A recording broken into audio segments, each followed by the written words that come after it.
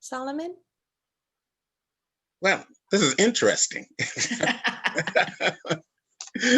I've had this thought almost from the very beginning, and you two ladies are kind of touched on some of it. Because I wanted to just a little bit deal with what was at the top of your list,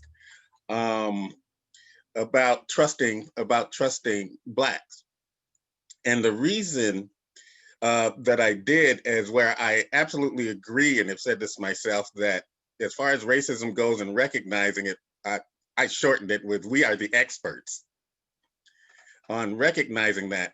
I also wanted to say, for our part, is that as Black people, we have to be aware of our potential to be overly sensitive in this day and age. I have a lot of white friends, some of them right here in this very conversation, and I've had a number throughout my lifetime, even as a teenager. But I've had my own experiences with misreading, because emotions kick in. We don't know where the enemy is because we exist in all of this. I use the comparison of presentation is that, imagine getting up every morning, having to cross a field of man-eating tigers. Half of them are hostile and half are friendly, but you don't know which is which, but you have to cross the field. And in doing that, you hope maybe you make friends with some of the more domestic tigers that will help you to cross this field, but you don't know which one those are. And so our job as Black people is extremely difficult in trying to balance our sense of survival, which I totally agree with. If we're going to lean on one way or the other, it's safer to be overly sensitive, but that we still have to navigate this world in which we live in and create allies. And so, whereas I understand what we have to do as far as race goes and recognizing it, in a real way, we have to utilize this with a scalpel more so. And that's the hard job for us. And I agree with Janae, as he says, it's difficult. It's really difficult to let that go, because we are risking our survival in that way, and that of our children, because of the history of this country. But as our part, to some degree, in helping to move this forward, it comes down to the further end of the list, is we have to take the risk as well. It's a delicate balance, absolutely. But I just wanted to toss that out there as a part of this conversation. I'm going to follow up your tigers analogy with a reminder of Siegfried and Roy. Sometimes tigers think they are helping you and protecting you, and they are inflicting pain. So there can be really good reasons to be wary of even the friendly tigers, because what works for tiger culture may not be the best thing for interacting with others. And I also want to challenge the use of the term allies. I'm going to quote Eric Dozier again. He was talking to one of the white Baha'is in our area, and she told him that she wanted to be a better ally to him. And he reminded her that Shoghi Effendi said that racial prejudice is a white people problem. So he said, "You're not my ally. I am your ally." Because it is the pupil of the eye that sees the race problem most clearly. So we have to help you see it. So we are your allies as opposed to the other way around. Because as the guy in the YouTube video said, this is killing white people as well. but white people are not identifying it as a problem of racial prejudice when it is at its root. And I'm also going to put another website in the chat.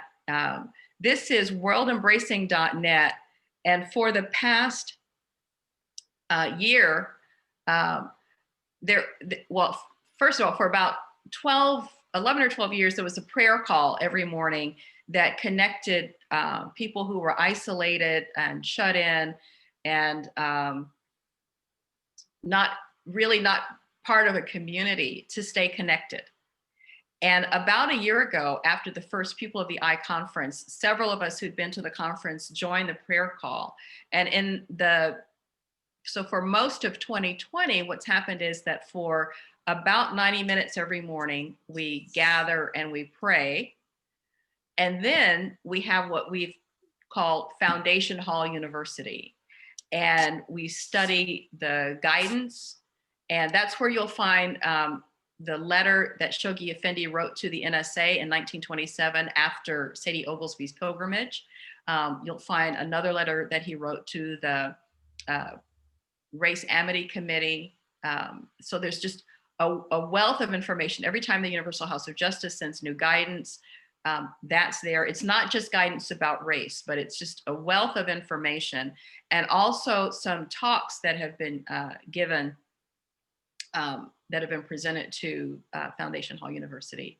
So I would urge you to visit that website, and if you have an opportunity to join Foundation Hall University, it can be a commitment. In the early days, we would start after 90 minutes of prayer, we would start, studying the guidance or deepening or consulting. And 3 hours later, the automatic system would cut us off and we'd all dial back in and we'd start up again. And my husband was like, what? Because, from my time, 8 until like 2, we had been talking, but now it's much more compact. It starts at from 8 to 9:15 Central Time are prayers, and then from about 9:30 to 11 Central Time is the discussion. But it's rich and it's powerful. Thank you for that resource, Carol. Before I call on Janae and then Becky, I was wondering if you could give us a concrete example of the tiger analogy and how even some nice tigers can inflict harm in some way. I'm wondering if a concrete example would be helpful. When you are speaking up against racism, I'm trying to think who was telling me the story. They were at a restaurant. It was a Black woman at a restaurant with her white friend. And it became clear that the service was not being provided to them, that was being provided to all of the other white customers. So her it was a news anchor. Okay. The Black person was a news anchor. And she got really upset. And she basically made a scene in the restaurant. And the Black woman is saying, I'm really glad that she's upset, but I don't need this right now, because we have to wear this skin 24/7. And sometimes it's nice not to have to think about race. So sometimes I'm not prepared to engage in battle because I have battles all the time that are springing up that I don't get to choose. So if I can choose a battle, some I may choose not to engage in. So she was really happy that her friend recognized that there was injustice going on and wanted to do something about it. But the way she went about it, she said, I felt as if I were in jeopardy. So that's one way that the tiger could be dangerous. And it's just a good reminder that you need to do a lot of research, and you also just need to ask what would be helpful, in this moment. If it's a life and death situation, by all means, stand in front of me, if there's a way to interrupt something that way. But if there's an opportunity to do something, but you first need to check with me to find out what would help if it's not a life and death situation. asked me what would help. Thank you. That was helpful. Thank you. Janae? Just two things, and Carol made me think of this. If any of you watch a TV program called All Rise, it's about a Black judge. And there was and Evie, help me with this because I know you saw this one.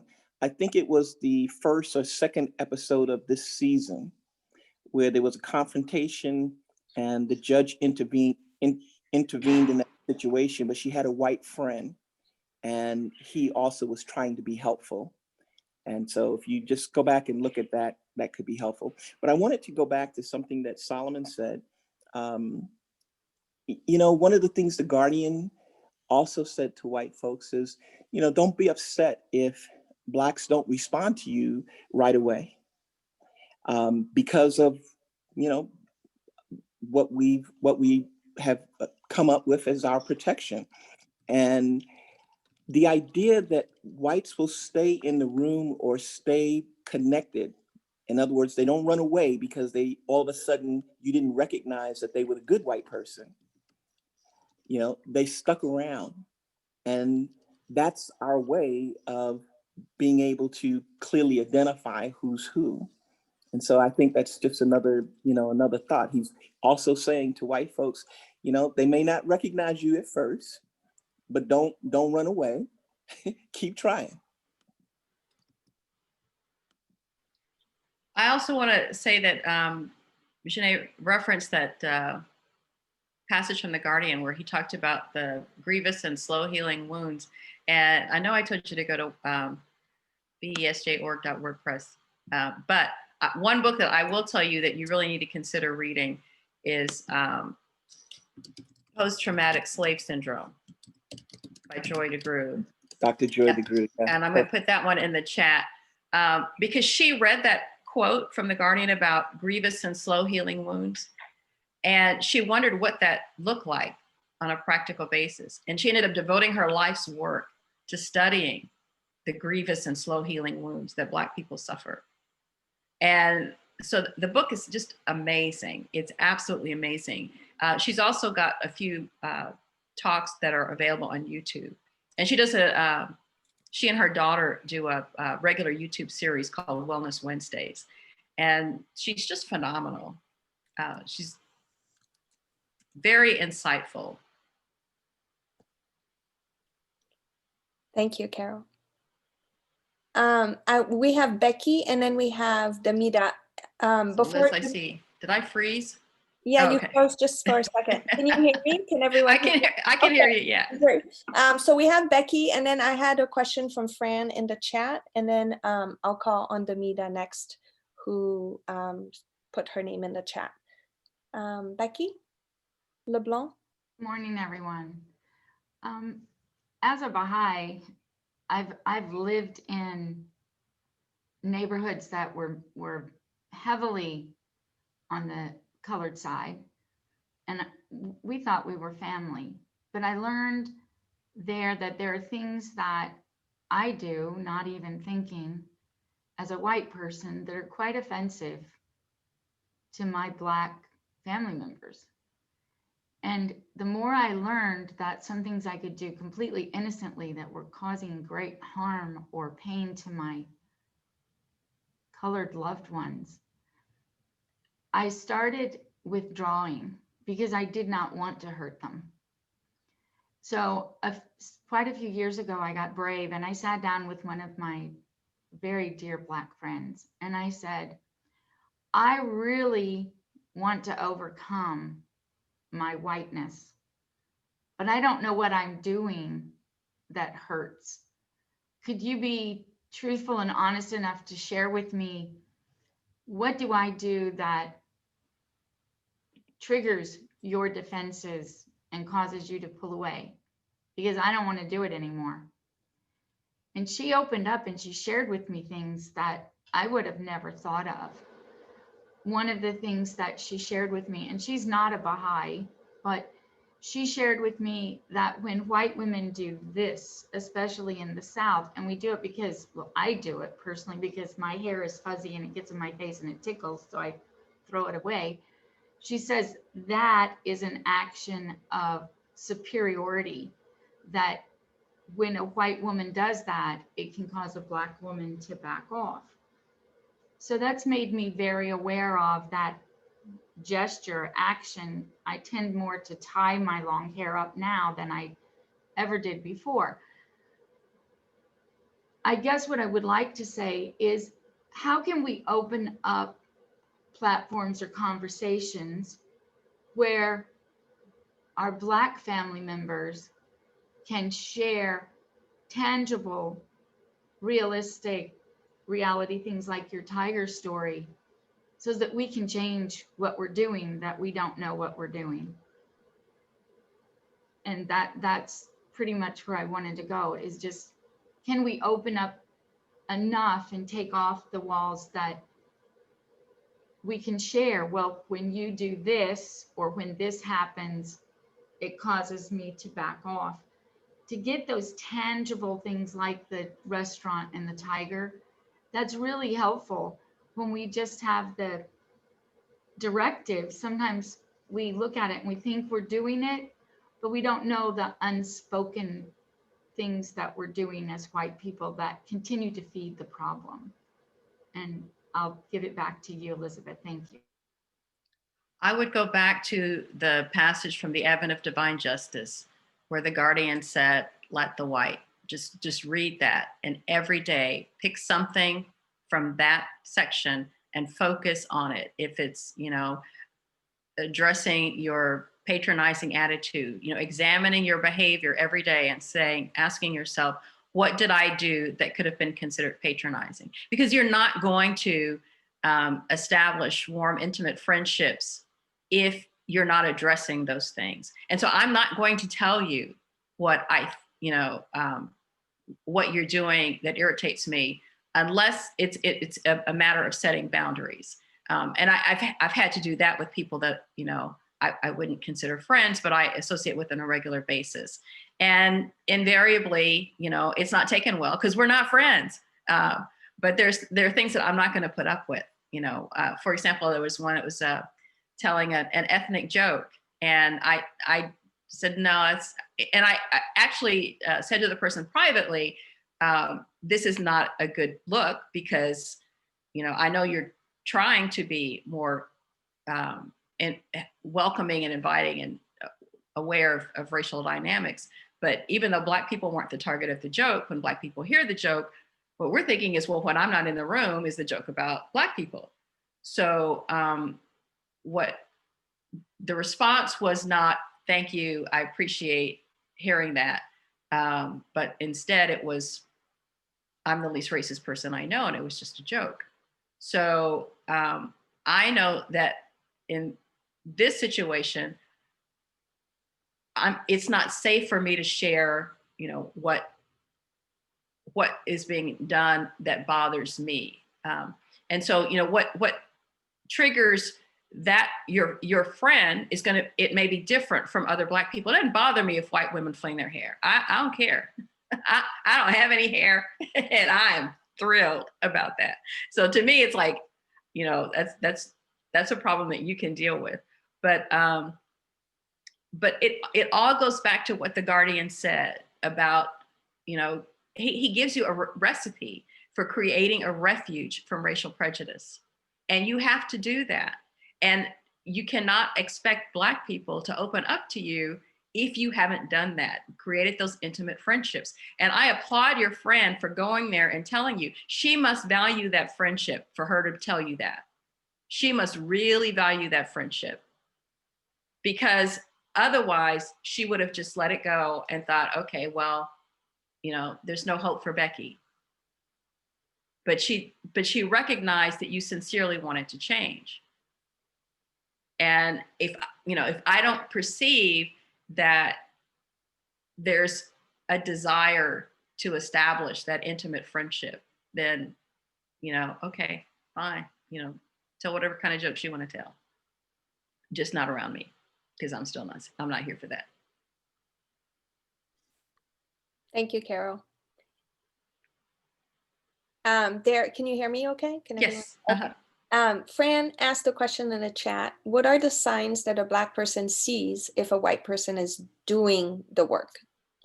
They will tell you. They will open up to you. They will, they will say things around you or to you that you wouldn't have heard otherwise. But you shouldn't wait for, this confirmation to do the work, and you shouldn't get frustrated if it doesn't, because it's going to be different for everybody. How I respond is going to be, when I relax around you, I'm going to say something that's just going to completely blow your mind. And I won't be aware, because I'm so relaxed, that I've said something that you've never heard before. So it's not like, okay, we're at 1, 2, 3, 4, 5, 6. Okay, 7's the magic number. And now you're at 8. And now magically, we've got this intimate friendship, and, I'm telling you all my secrets, and I'm giving you, invitations to the barbecue. That's not how it works. Because somewhere around, 6.5 or 8.5, you're going to say or do something that's just going to cause me to rethink this relationship. It's just because of the nature of how we've all been socialized, that you're going to say the wrong thing. You're going to do the wrong thing. But if we've established a trust, if we've established an intimacy, if I can perceive that you're actually trying to educate yourself, that you're actually trying to address the norms that you grew up with that are harmful, then I'm going to take that into consideration with how I bring that up to you. Mm-hmm. And would you also say, so this is something that I think about, and you can tell me whether I'm thinking the wrong way or not, but when we think about whether we're looking for validation, then we should even just question why we are looking for validation. That's a really good point. Yeah. What is your goal? What is the reason you're doing this? Are you doing this, like, the guy said in the video, am I doing this to make me feel better? Do I want to be perceived as good? Right. Or do I want to do this? As Baha'is, we should be doing this because we love Baha'u'llah. Mm-hmm. That should be the motivation, because Baha'u'llah said to do this. I want to be obedient to the covenant, so I'm going to do this. Mm-hmm. Mm-hmm. And there's nothing anywhere in the Kitabi Aqdas, I've read the whole thing, there's nothing in there that says this is all going to be easy and people are going to pat you on the back. It's not in there.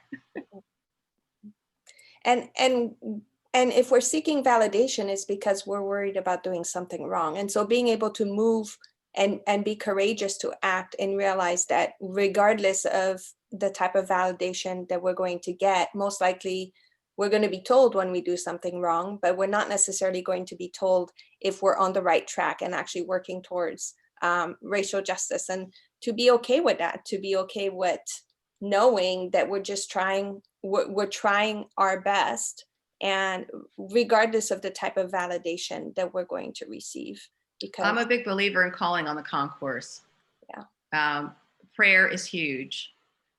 Decide, you pick individuals that have been there, have struggled the same way that you're struggling, who are now on the other side, and beg them to help you.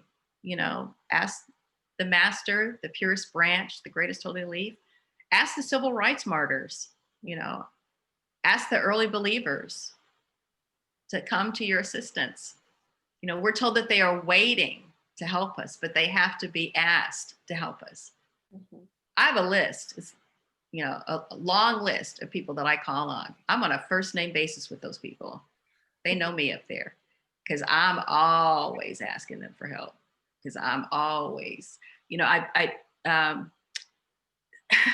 one time in particular, I was in a situation where someone had said something that was so racially insensitive, I could not believe it. She said that the enslavement of Africans was actually a good thing in the Americas because it gave people who didn't know how to take care of themselves a place to live and a job to do. And I'm thinking, oh my God. I was literally thinking I could cross the room in 3 steps and take her out, which is not a very Baha'i-like thing to think. So I'm calling on the concourse thinking, Mabry Oglesby, Sadie's husband, I called on Mabry and I said, I want you to grab the master's hand, and between the two of you, either hold my tongue or tell me what to say. And honestly, I don't remember what I said, but I'm not in jail, so I must have said something nice. But call on them. They are waiting, and they will come to your assistance. Mhm. Thank you. That's so inspiring. We have Demita and then Melanie. And I'm going to go through the chat. There may be a couple more questions. Demita? Oh, hi. Yeah. Yeah, just watching the presentation just really brought a lot of tears to my eyes. Yeah, there's just so much in it. First thing I want to say is thank you for being here. Thank you for the presentation. Thank you for allowing me to speak. It's so much, and I don't want to take up too much time. But one of the one thing I did mention was Jane Elliott, a white woman who has for many years just been really putting the spotlight on racism and really bringing out why we need to change our thoughts and behaviors. So what she brought up in this video, someone asked her, are all white people racist? And she's explaining, yes, because the way that we've been conditioned, socialized, and miseducated to think that only white people have done all the adventures, only white men have made all these great inventions and things like that. And I think for me, the greatest problem, and my daughter and I and my husband, we talk about this all the time.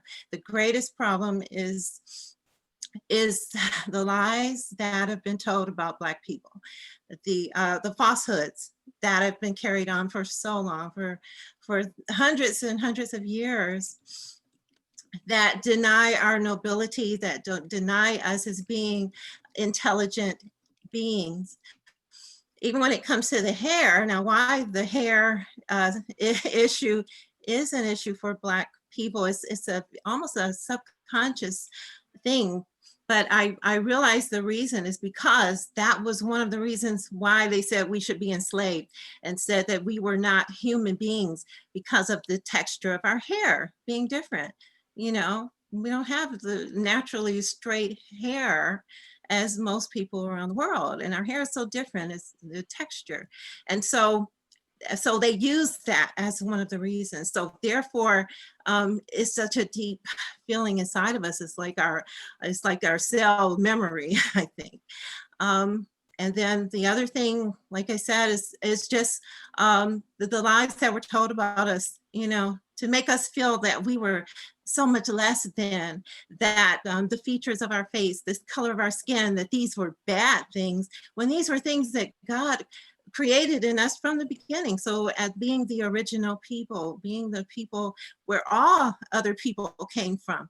And so I think that, it's a spiritual thing where, Satan actually, if you believe in evil or the Satan, in that, getting into the minds of people to destroy the foundation of human beings by destroying where we all came from. And if you destroy the root of the tree, then you destroy everything else. So we don't realize just how much we are connected to the original Black woman who we all have come from. And so Jane Elliott does mention that, and being that she's a white woman, maybe white people will listen to her more. So if you get a chance to watch that video, please do. And that's all I have to say for now. Thank you, Demita.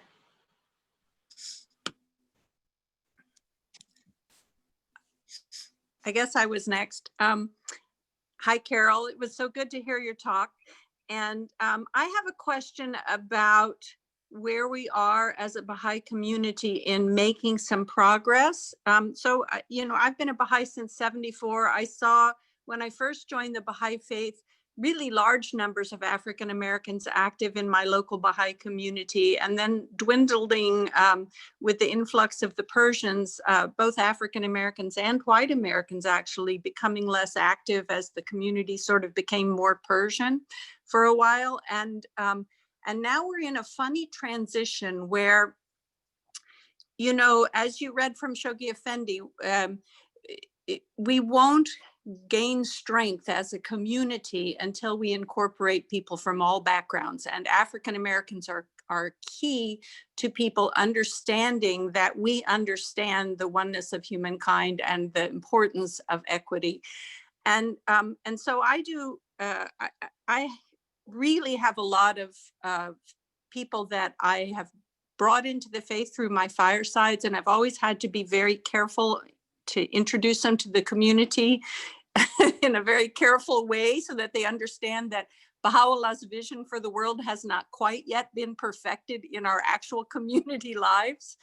And so I think as a nation, and as particularly as a community of Baha'is working on this problem, I want to know what advice you have when teaching people who are not of the same ethnicity as yourself, and bringing them into the community. What suggestions do you have? I mean, trying to create a safe space, of course, is important. Trying to prepare people in advance for the fact that we're all personally trying to transform ourselves to better people, and that doesn't mean we're already. We're at the end point, including myself.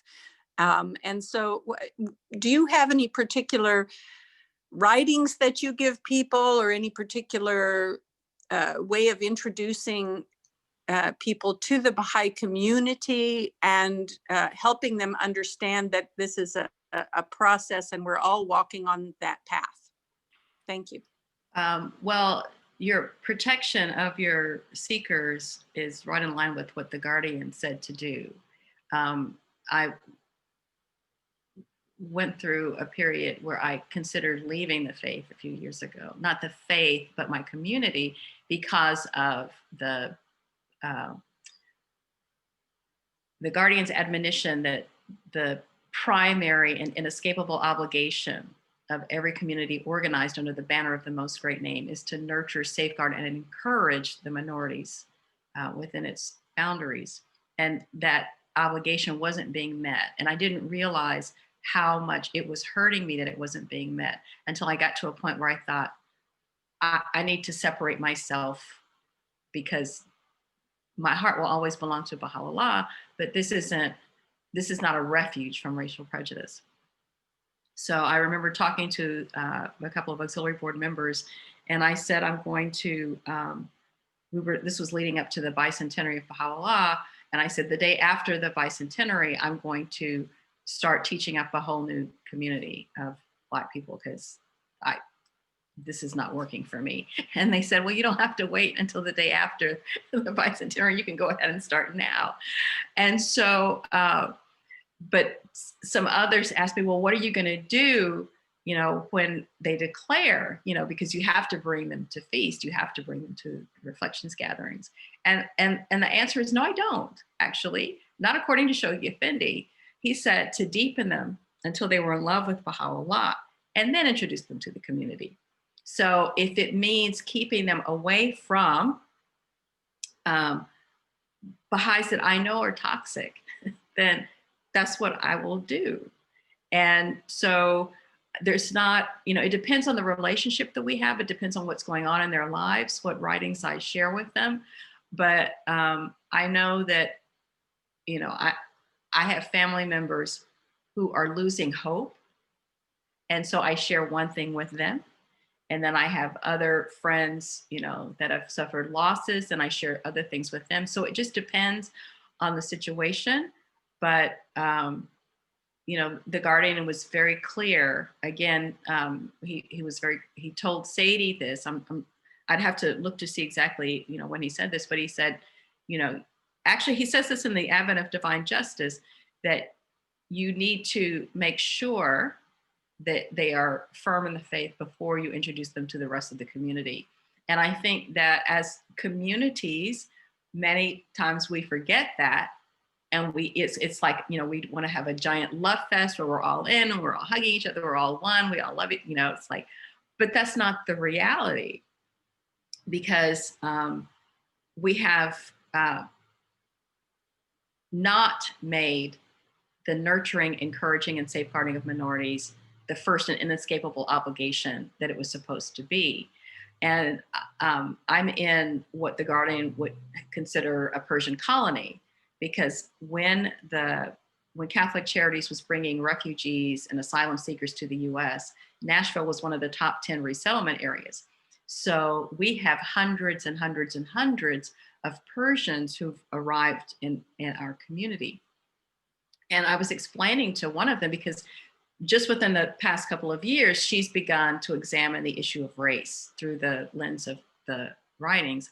And she feels like, you know, I should have known all of this all along. And I said, well, actually, if before you arrived, safeguarding, nurturing, and encouraging minorities was a priority, if it was truly the first and inescapable obligation as recognized by the institutions, and if the most vital and challenging issue had been treated as if it were the most vital and challenging issue, what would have happened would have been, as soon as the plane landed and you made it known that you were Baha'i, your Baha'i community would have educated you about your role in this process. You wouldn't have had to be here 30, 40 years before you learned that this is a priority according to the Guardian and the Universal House of Justice, and this is the work you need to be about. So my husband is part of a committee that is educating Farsi speakers on the issue of race in America. And there's a whole lot that the Persian friends don't know, because a lot of it has not already been translated into English, the guidance from the Guardian to the American Baha'i community on the issue of race. And there's other things that people haven't read just because it's the Guardian. They think it's going to be too hard and, you know, too difficult to understand. So it's a process, but it starts with just starting, you know, just placing one foot in front of the other.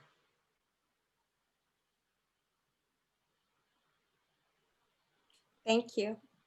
I see that Solomon has his hand up, and then Chuck, and then Shagun will be last. And I just put on the chat that we are already past time. So first, I wanted to ask Carol if that's okay, if we could call on the last three. I'm okay, but I think Shagun may have not spoken yet.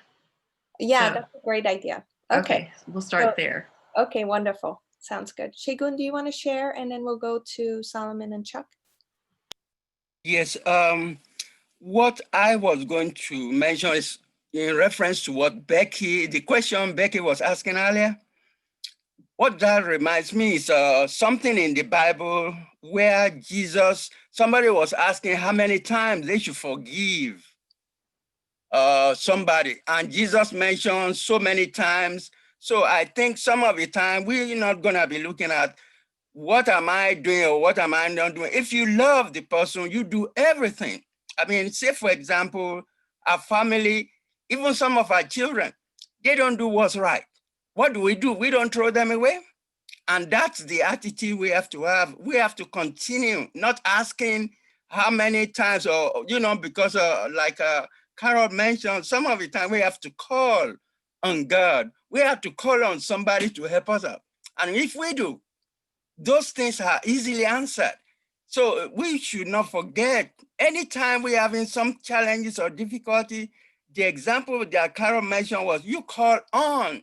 I mean, Abdul Baha mentioned the concourse on high. They're looking out to help us. And if we don't call on them, then we don't get our problem solved. And that's one of the things that I thought about when you asked that question. It reminded me of what Jesus said, how many times. You just continue. You don't count it. You don't need to count. Just keep on trying until everything works out. Thank you. Thank you. And I will also add that one of the things that I've started to do lately is to call on my ancestors and ask them to talk to the ancestors of whoever I'm having a problem with, because I'm supposed to love everybody, and I'm not there yet. You know, I'm not by any stretch of the imagination. So if I'm having a problem with Liz, I'm gonna call on my parents, my grandparents, my great-grandparents, and tell them to find Liz's parents, grandparents, and great-grandparents. And in the concourse, y'all do whatever you need to do to figure out how to make this work. And then either fix Liz or fix me or fix both of us so that this works out. And it's incredible the power that that can have when you, because they're waiting. They're just waiting. And it took me a while to realize that other people have people who love them in the concourse as well, not just me. But those people I'm having issues with, they have people in the concourse who love them just as much as my ancestors love me. So, all right, so I guess Solomon is next. Yes. Up first, let me say, Elizabeth, I think you have handled this entire meeting marvelously. It's been organized, efficient, straightforward. Thank you. Carol, thank you for your time. It's been very interesting and kind of simpatico to listen to your presentation. Susan Owen, I just wanted to say, I noticed your name there. I've never seen Susan spelled that way, and I think it's great. I want to just for a moment to address the question of relationships that was spoken about earlier, and the person that asked the question, and Carol gave a great answer about when you were supposed to decide when the white person has, you know, done the right thing. And the thing I just wanted to add to that was the word I always use is sincerity as the most important thing for me. I'll answer any sincere question about race. I'll get into any sincere discussion. And it is that, and sincerity coming from people is the thing that I latch on to as how you treat me or how you approach me. If I sense that sincerity.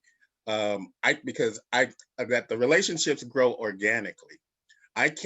There's only one person I know of that I can even think of when we became friends, and that's because we had immediate chemistry. But in all honesty, the organic growth of relationships, I cannot tell you when the line was crossed between the time I met the person and the time we suddenly discovered, when we suddenly realized we were really close friends, other than the sincere nature of the relationship that was ongoing. That's it. Thank y'all. Thank you, Solomon. Chuck, are you still driving? I am. It's a long journey, and somehow I just don't think it's appropriate for a white man to have the last word here. I wanted to thank you for that idea about ancestors. I'm definitely going to be calling on my ancestors more. There was a question earlier that just made me think a little bit about an assumption that we make, that somehow the Baha'i Faith is white and it's being offered to Black people. And you know, the African presence has been with the faith from day one. This is an African faith, and white people are a minority in the world. So I think sometimes, you know, the Guardian, of course, addressed these things and needed to address them for us in the United States. But the assumption that somehow the faith is white and it's being offered to others always kind of just irks me a little bit to think of it that way. Anyway, thank you all so much. It was a wonderful presentation today. You're not going to have the last word, Chuck. You should know that. But he brings up something that I want to draw your attention to. If you go to the BESJ.WordPress, BGS, Maggie, help me. BESJ.org.WordPress. If you go to our blog site, one of the blog posts that you will find has to do with decolonizing our communities. And he mentioned that the faith is not a white faith, but that's how it's practiced in North America. The devotions tend to be very prescriptive, very and coming from the background that I come from, they are very sterile. And I had a very hard time believing that this was actually a religion the first few times I encountered Baha'i devotionals, because I thought these people may as well be studying for a test.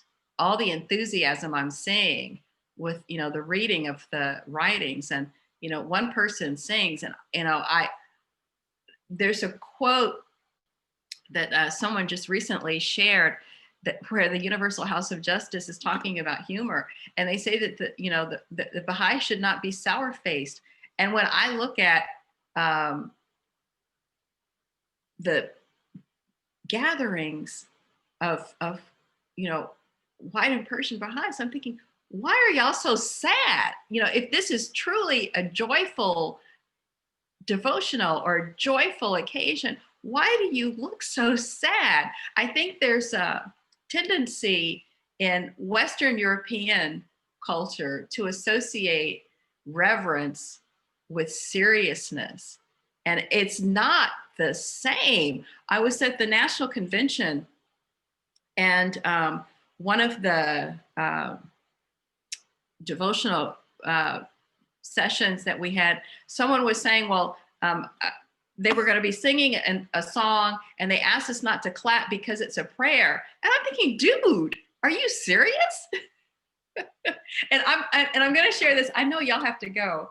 I got to eat something. But Dan Gilmer at the Pupil of the Eye Conference in 2019 told us that the reason that in the song "We Have Come to Sing Praises" that we stop and say Allah Pa, Yahweh Pa, and then we go back to singing, is because a white person or a Persian person, he didn't specify, but someone who was not Black, heard the choir rehearsing at the World Congress.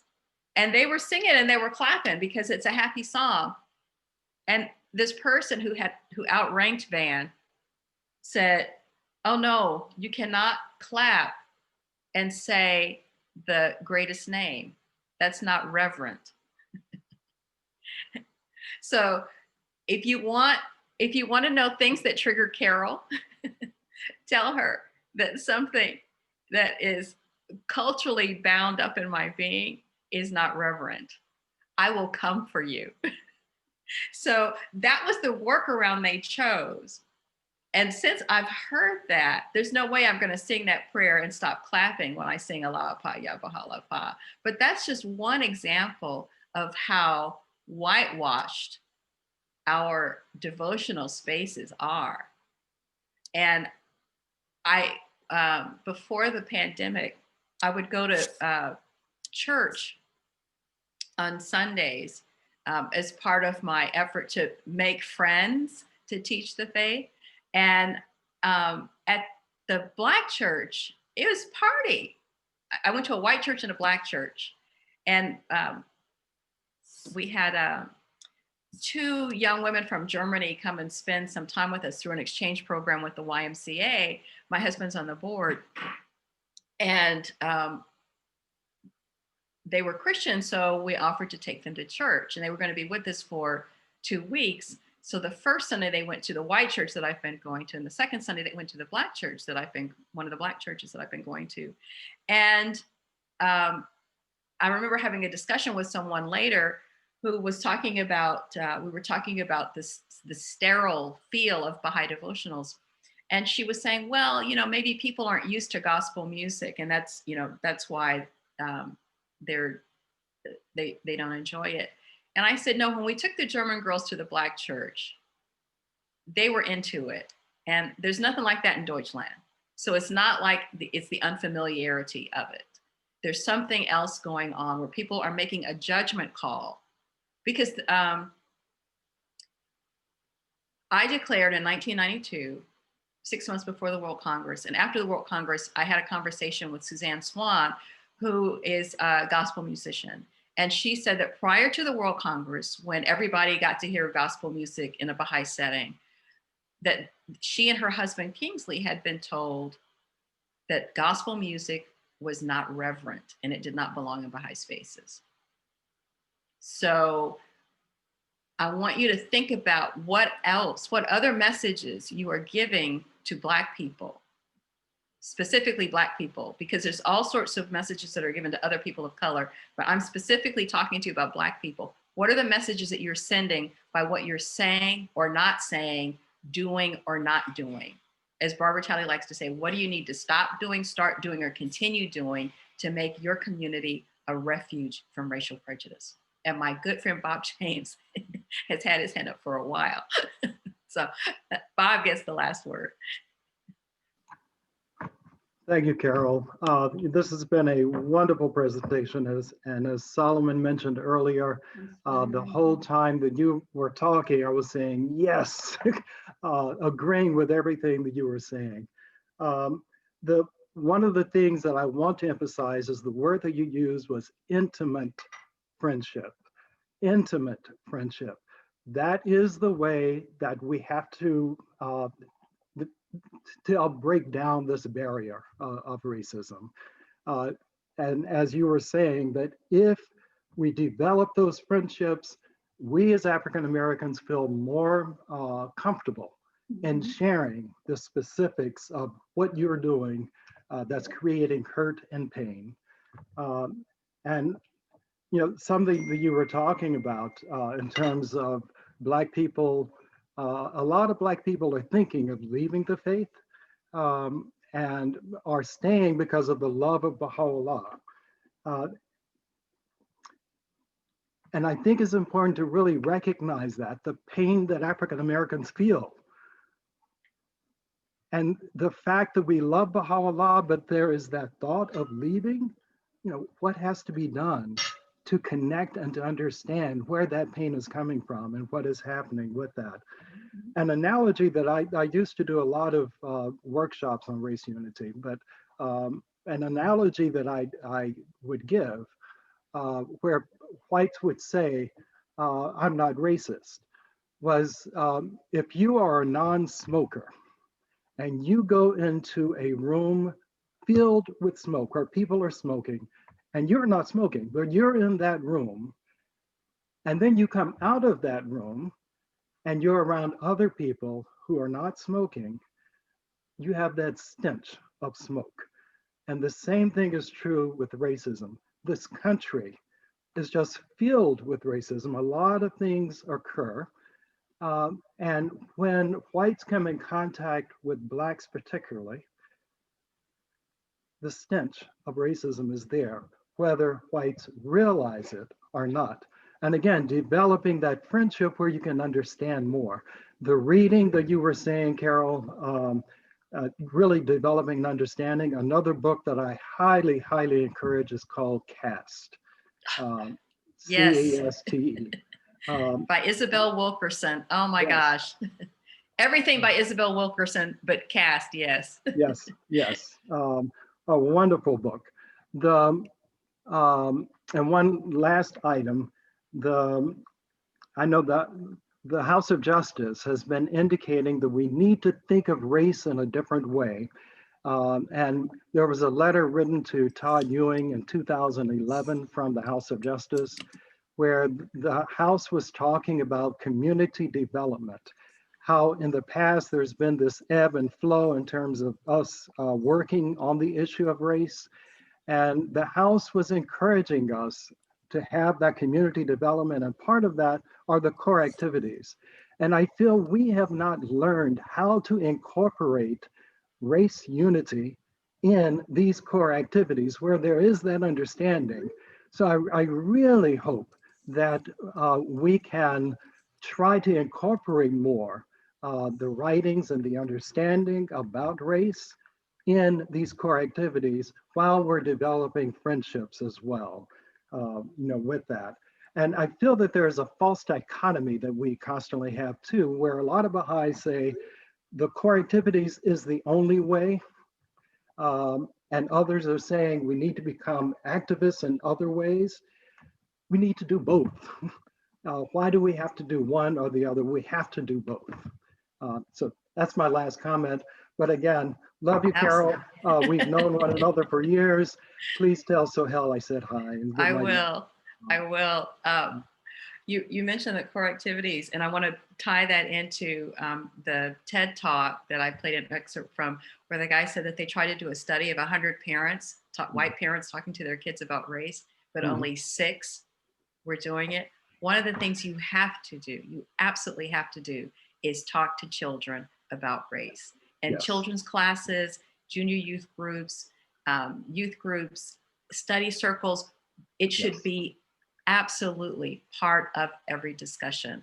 And the fact that we are not doing it is we're raising another generation of Baha'is who can spout the oneness of humanity, who can spout the leaves of one tree and the flowers of one garden, but who have absolutely no idea what that means. Right. And who are dangerous, absolutely dangerous for Black people to be around. Because if you're not teaching your white children about white privilege and about what they can get away with, but what's going to put my child in danger, you are dangerous for my child to be around. And the second thing I want to, and this is the last thing, and I really have to go get something to eat, is that people are more concerned about being called racist than actually doing racist things. And I want you to get over that. When someone says to you that something you've said or done is racist, it doesn't matter whether they're saying that you as an individual are racist or not. Set that aside and ask yourself, what did I do or say that made them think that? That is the important thing. And I know it's a conversation stopper for some of y'all, but I want you to get over it, because if you are stepping on my broken toe, I am not going to find a nice way to tell you to get off. So get off my broken toe. Stop worrying about the fact that I said that you were racist. You might be, you might not be, but what you did, what you said caused me to think of you as racist. That's the important thing that you need to address. Once we address that, then we can have a nice, calm conversation. But don't shut down and think, well, I can't, I can't deal with this because, she called me racist and I know I'm not racist because, I don't wear a hood, well, if you are not, dang it, one more analogy. Dr. Beverly Tatum has a wonderful book called Why Are All Black Kids Sitting in Together in the Cafeteria? And in it, she talks about racism as a moving sidewalk, like at the airport. And we're all on this moving sidewalk going in the same direction. Some people are running on the moving sidewalk, headed toward more racism. Those people may be wearing hoods and, carrying tiki torches or whatever. Those people are the most identifiable. And then you've got other people who are just standing still. They don't really, cotton with those folks. They don't want to be identified with those, people in the sheets and the hoods and carrying the torches and burning crosses. But they're still on that moving sidewalk. They are still moving toward racism. So if you want to be anti-racist, if you want to do the work of the kingdom, the work that the covenant requires us to do, you have got to stop and turn around. Stopping is not enough, because stopping, you're still moving, but you've got to turn around and constantly move in the other direction.